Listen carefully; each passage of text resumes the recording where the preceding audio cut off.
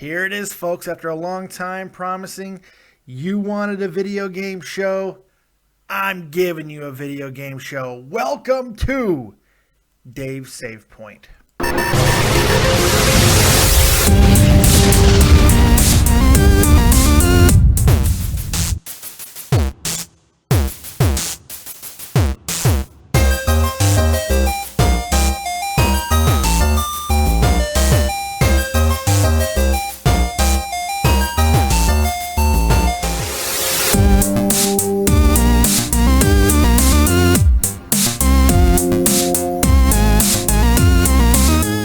What's going on, everyone? Welcome back to the channel. It's your boy Dead on Dave. Now, you guys have been asking for this for a long time, and I've been promising a video game show for a very long time. So, again, welcome to Dave's Save Point, man. You guys know this about me if you've been watching the channel for a while. I'm a big wrestling and sports guy. This channel is primarily that. This is Dead on Dave Productions, by the way. But I talk a lot about video games and pop culture and nerdery and all that stuff. It's mainly because I'm a video game playing nerd. I love video games. I've been playing them my entire life. They've been one of those things for me that a security blanket, something that I've always been able to escape to when life has been in its most challenging points. They've always been there for me. I love video games.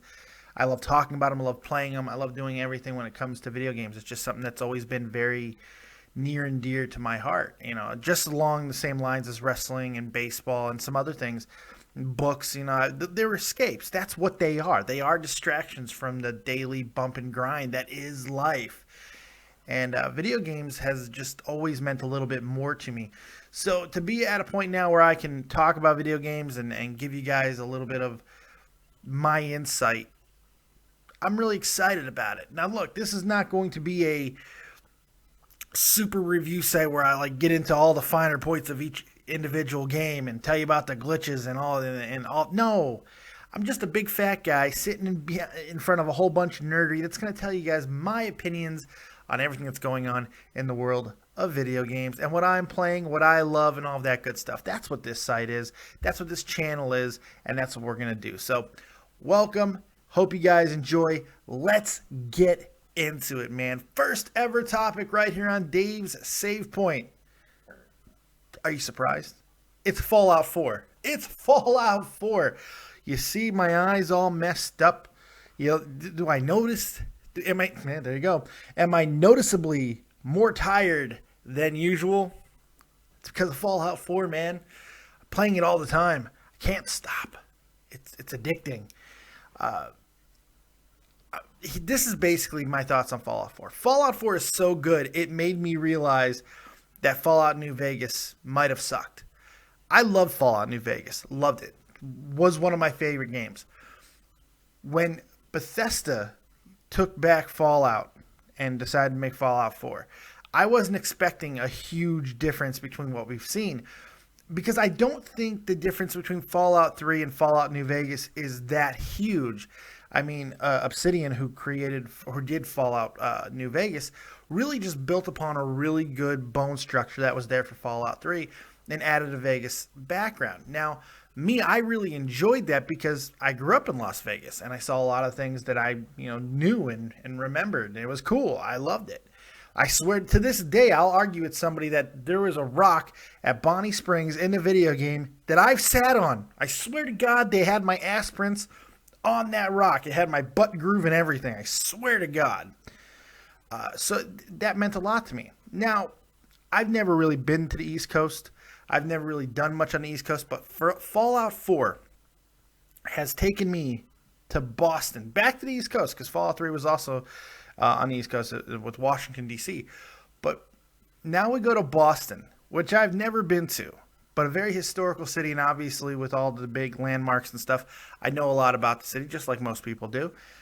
Going into this game, that's the first thing I've noticed is just playing it. I'm about 40 hours in, and actually it's really not far as gameplay, because I'm one of those guys who does each and every little thing. That's why I'm not streaming the game, by the way, because it's ungodly boring to watch me play, because I do everything. I will sit there and just make shit for hours too, just hours and hours. I'll make new weapons, new stuff. I'll scrap everything that's in the game. It's crazy. So no, that's why I don't stream the game, because It's horrible. For me, you don't want to see me play this game. But what's really cool about it is everything that you see. You see everything in Boston. They take you on a historical journey. That's the kitsch and the catch and the hook of Fallout. It was for Fallout 3, and it's remained true for Fallout 4. Going through the Freedom Trail and all of these things that you do in certain parts of the game, it really does just immerse you like you're in the city. Like, I feel like I've been to Boston now, and this is a post-apocalyptic version of Boston. It's just, it really does grab you and seat you right into the city, and you feel like you're immersed there. It really is amazing, and it's so much fun.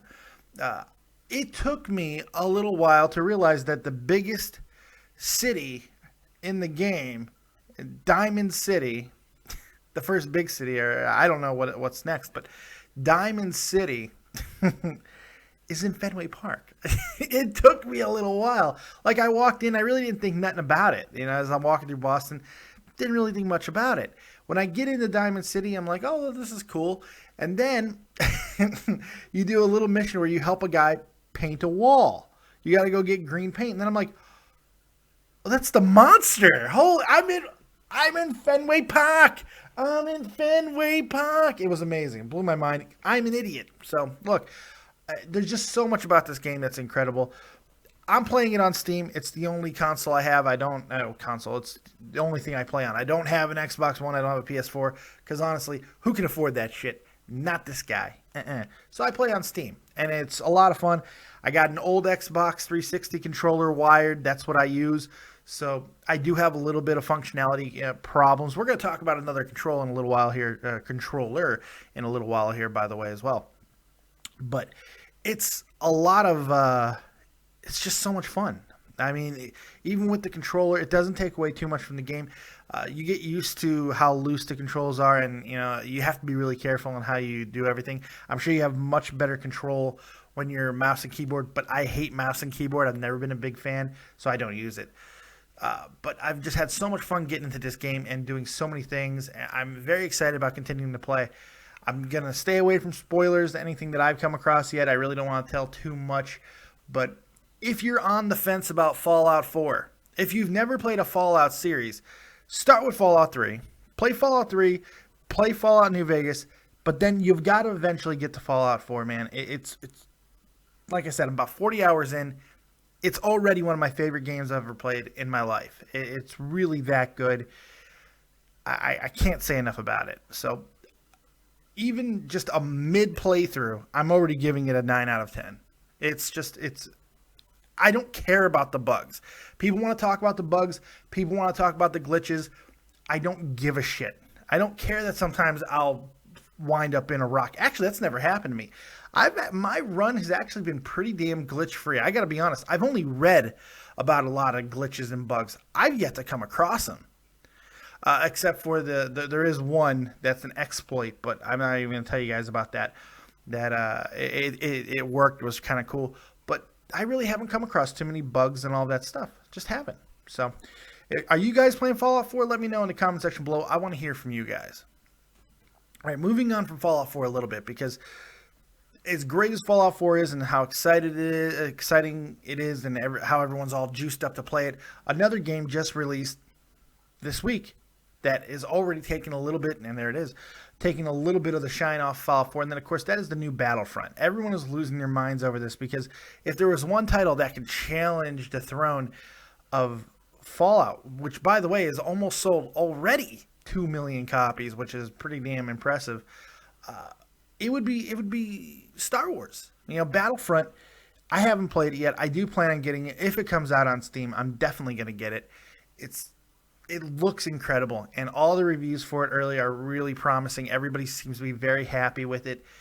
It's everything you want from a Star Wars game, and everything that is said about it. It's made by Star Wars fans for Star Wars fans. If you ever just want to have these epic battles in some of the most iconic settings in Star Wars, well, Battlefront is the game for you. And I'm very excited to get my hands on it and play it eventually. It won't be anytime soon, especially if it doesn't come out on old Steamo, but I do plan on playing it because I love me some Star Wars. I am a Star Wars phonetic, and it looks just absolutely incredible.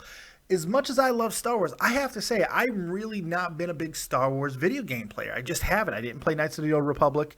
I'm not that big into playing in that world. I think it's because I cherish it so much in my brain. You know, I love the imagery of it, and it's here. I don't really need to get my thumbs involved. Now, I've played a little bit. I played the first Battlefront and some of the Force Unleashed, which is probably my favorite Star Wars video games of all time.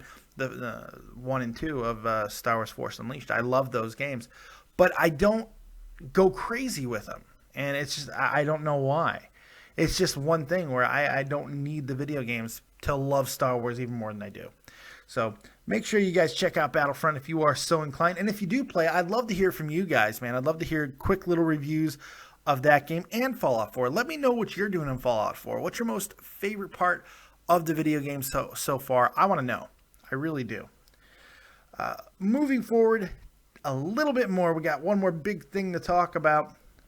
And that is, of course, the Steam controller. Because all the hubbub has been about the video games. Well, we've got some pretty big hardware of consequence as well. And, of course, that is the new Steam controller. For months and months and months, hell, for 18 months, almost 2 years, we've heard about this revolutionary controller that was going to come out and change the market. I've touted it. I've had many conversations with my good friend Tommy C over at Shot from the Point, your most badass hockey podcast in all the known land. Shot from the Point. Make sure you go check it out. I've had many conversations with him trying to convince him that the Steam controller was going to be awesome. It looked like it was going to be cool if it worked the way it was, said to. And he was like, nope, it's going to suck. It's going to suck. Well, Tommy says everything's going to suck, but he's right on this one, apparently. I haven't got my hands on the controller yet, and based on all the reviews that I've read, and I've read almost 20 different reviews on this piece of hardware, it seems like to be a piece of something else, to be completely honest. There's virtually no good news about it. There's virtually nothing positive. Aside from the fact that you can map individual games to your controller, and that's a pretty cool thing. The fact it has 2 touchpads on it, it's very ambitious. But the problem is, with all of its functionality, with everything that you've been promised, it doesn't do anything well. That's the one thing I read over and over and over. Yeah, but it's got this, but that's what I keep reading. And that's unfortunate. There are so many positives about this controller that you just want to get excited about. But when it doesn't do anything well, it's damn near impossible for you to shell out the amount of money that they're asking for this thing, because it is expensive.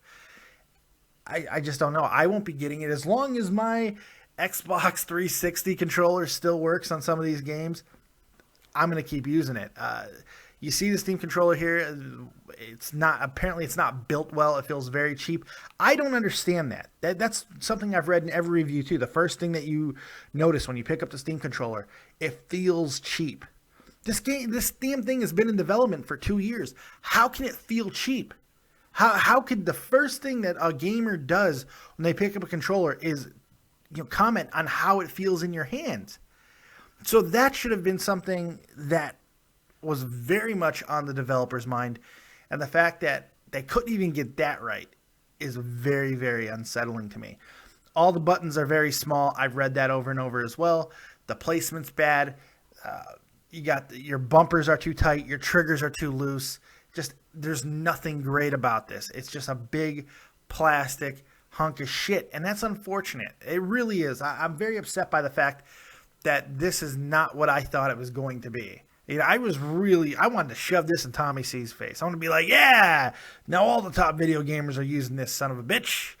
But no, I can't. I'm not going to be able to do that because it's just not going that way.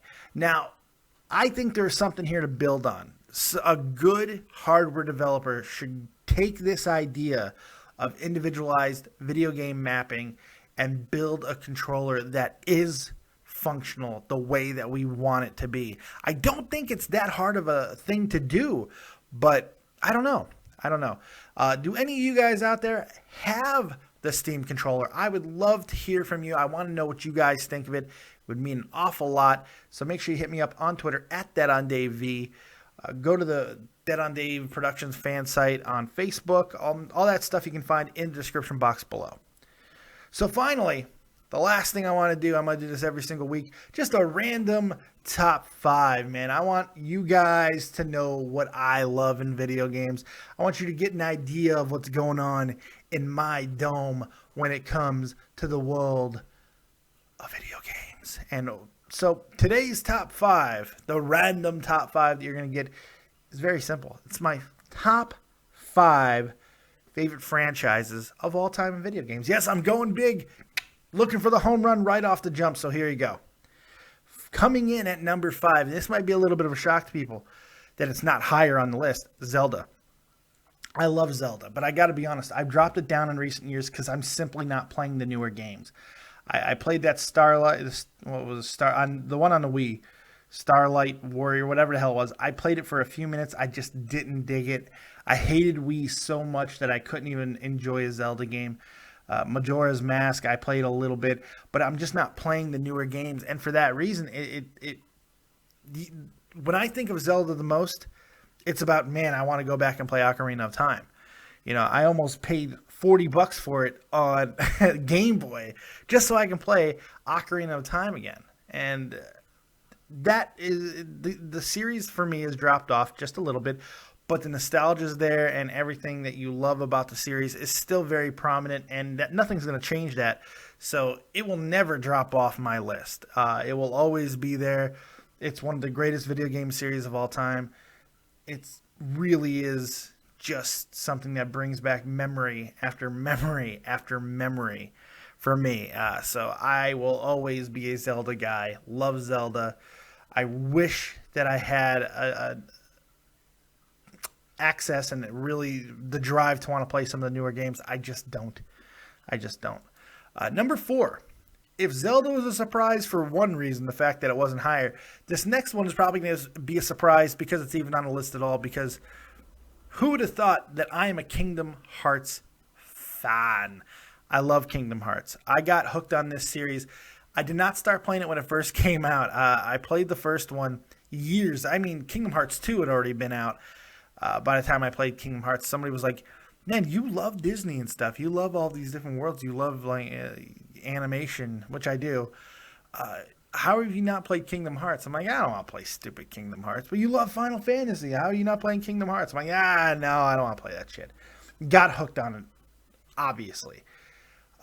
I played all of the damn Game Boy games, everything in between. Been waiting so much for the next Kingdom Hearts, and it's finally coming, and it looks like it's going to be just mind-boggling. For a game that is all about nostalgia and hook and kitsch, there's a story there that just grabs you and makes you give the biggest of craps. I mean, it's incredible how much that story just pulls you in and makes you care about the characters. And yes, you get lost in Happy Land when you're traveling through all the different Disney worlds and Final Fantasy worlds and all that stuff, and you see the things that you see, but the underlying story is just amazing. It's so much fun. I can't wait for Sora and all of his fans to be coming back, and it's always going to be a top one on my list as well. I love Kingdom Hearts. Always have, always will. Can't wait to play the next one. That's how I am with Kingdom Hearts. Every time I pick up a Kingdom Hearts game, I'm like, I can't wait to play the next one. Even that card game that they had, the turn-based card game that most people hated, I really enjoyed. So, number 3, Assassin's Creed, man. I have lost so many hours in Assassin's Creed. So many hours. Just constant playing. This actually knocked off a game for me by the name of Final Fantasy. Knocked off a series. Final Fantasy is not on this list. And I just think that there are more misses than hits in that series. And I don't think every game really pounds you in the face and just says, play me. Now, there are a few that are amazing. Obviously, Final Fantasy VII is one of the greatest games of all time. And to this day, probably until I'm done with Fallout 4, will be the game that I've logged the most hours in history, which is crazy when you really think about that. But Fallout 4 is going to surpass that by a wide margin, if I had to guess. But Assassin's Creed, when it came on the scene, it was so different and so new, and then it just continued to expand. The fact that it comes out with a new iteration every year should have been the death knell for this series, but it hasn't. It hasn't killed the series. They find ways to push it a little bit more almost every time. And look, the reality is it's a narrative-driven game. The graphics are good, but they've never been phenomenally great. The story is convoluted and crazy, and you rarely get answers. But it's the characters and it's the underlying story that continues to draw you in. It's so convoluted, so crazy, that you just want to know more. And you have the story that's going on in the present tense, but it's everything that happens in the past. You're going in and playing basically a virtual version of historical events, and that's what really does hit you. Now, Assassin's Creed for me is one of those games that also, because you go back and you play variations of history, it's always been very intriguing to me. The combat's always fun. Everything about it just grabs me and makes me feel just so many different emotions. That game has made me laugh, cry, and scream in anger at times. It's such a fun series. So Assassin's Creed is number 3 for me. Number 2, and probably the most surprising to most of you out here, the Total War series. Now, being a commo guy, communications in the United States Army for almost a decade, I didn't realize how awesome my brethren in communications were until I went to a communications company, actually a special troops battalion here in Germany, 146 Special Troops Battalion, whoop whoop, shout out. I don't even know if they still exist anymore. And I was in a just all commo, which is a very unique experience considering I had just come from a medical unit and before that an infantry unit where I was a commo guy in both of those as well because that was my job. Going to a commo place changed my world because when we went to the field, the field is where you go train. It's very basic. You're staying in barracks or sometimes tents. No matter where we stayed, we all had laptops and we all found ways to link up. It was the most jerry-rigged network you would ever see, but everyone's playing Command & Conquer and all these games, right? StarCraft, all this stuff. Everyone's going crazy playing these things. And then somebody introduced me to Total War. And actually, that's not true. I was already into Total War because I had played Total War Medieval a few years prior. That's right. But my love really started to become an obsession after I got to this new unit. And then somebody said, man, you got to check out Total War. And I remember playing it, but I wasn't crazy. They were like, Total War Rome will kill you. You've got to play this. So I played Total War Rome. And then I went back and played Total War Shogun and all of the other games. Now there's so many more. There's Total War Legacies and Napoleon. All of these games, they're absolutely crazy. If you ever wanted to just control massive amount of troops and take over cities and get into historical events, this is the game for you, man. It's the series for you. It's so crazy. The on-screen battles will melt your face off. They're so fun. The only problem for me is, and I think for a lot of people, is you can't log a lot of consecutive hours into it because, yes, it will drag you into a repetition and you'll just keep playing. But eventually, when you get distracted, you'll realize, man, I've been doing the exact same thing for the past 17 hours. I got to go get some sleep. This isn't good. And then you won't play for like 2 weeks, So, but because every game has hit the mark for me. Every game has drawn me in and put me in those same sleepless cycles. It's very high on my list. So number 2 for me, it's Total War. Number 1 should not be a surprise to anybody. We started the show with it. We're going to end the show with it. And I almost died. The Fallout series, man. The Fallout series is the greatest franchise in video games history for me. People are going to be like, you son of a bitch, what about Mario? Pac-Man will eat their asses. You know, all that stuff, right? Fallout from the first two games, which are completely different than Fallout 3, which actually changed the series and arguably video games. That's a different video, though. The first two they're basically dungeon crawlers, man. They're very traditional RPGs. The story, the narrative is what separated it, and that's what drew you in, and they're so much fun. But for a lot of people, when you're recommending the Fallout series, you can almost just say skip the first two games. You can play them if you want, but I don't think they're necessary, because there are some great videos that really does recap everything that happened in the first two games and wraps up everything quite nicely. Fallout 3 is where you need to start if you're impatient. If you don't want to sit through the first two games, just go watch the recap videos on them so you at least know what's going on, and then go play Fallout 3. Because that is the game that will change the way you look at... Well, if you've never really been big into video games, in 2008, it was absolutely revolutionary. It changed everything for open world sandbox games. It just... it really did change the way things were done. And then a couple of years later, we got Fallout New Vegas, which was incredible. Maybe Fallout 3 was 2006. It was either 2006 or 2008. I can't remember. But Fallout New Vegas was just another amazing entrant. And it was done by a different company. It was done by Obsidian. The first one, everything else was done by Bethesda. So it was pretty cool to see the bones of this incredible game just taken to a different level. And Fallout New Vegas really did, at the time, I thought it was a better game than Fallout 3. It's only Fallout 4 that has made me realize that I was wrong. Because everything that you love about Fallout 4, you realized you were missing about Fallout New Vegas, but those were the things that you also loved about Fallout 3. So Fallout 4 and Fallout 3 have this parallel that you can't avoid. It's just... it makes you realize just how good those two games are, and it points out all of the faults in Fallout New Vegas, and most of them are storytelling and narrative issues.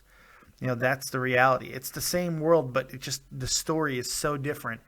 The way it's told, you just feel like there's a different storyteller, and I think it's very noticeable in New Vegas. Fallout 4 brings you back to it, and that's what's so great about the game. So for me, number one is Fallout. There it is. Do you agree with my list? What's your top 5 favorite video game franchises? I want to hear from you guys. Let me know. Other than that, that's all I got. Thank you for joining me on the very first Dave's Save Point, man. I hope you guys had a good time. I appreciate you guys supporting the channel. Make sure you like, subscribe, and share. We are on our way to 1,600 subs, so make sure you subscribe. All right, we'll see you next time right here on Dead on Dave Productions. Make sure you catch me every Monday night after Monday Night Raw, live, doing your Monday Night Raw review. Every Wednesday, that's tonight, after NXT for your NXT review. And of course, Thursday nights, directly after SmackDown, your SmackDown review. Also, Dead on Dave Live, 6 p.m. Eastern Standard Time. If you love what the Fat Man does, he's going to keep giving it to you. So make sure you check out all of those things. You join me for Dead on Dave Live. You get your viewer questions in. We talk about everything that's going on in the world of video games, sports, wrestling, pop culture. Hell, if you know a good chess story, we'll talk about that too. But other than that, that's all I got for this show. So thank you guys very much. We will see you next time. Like, subscribe, and share. And as always, if you don't have talent, have talented friends. See you next time. Peace.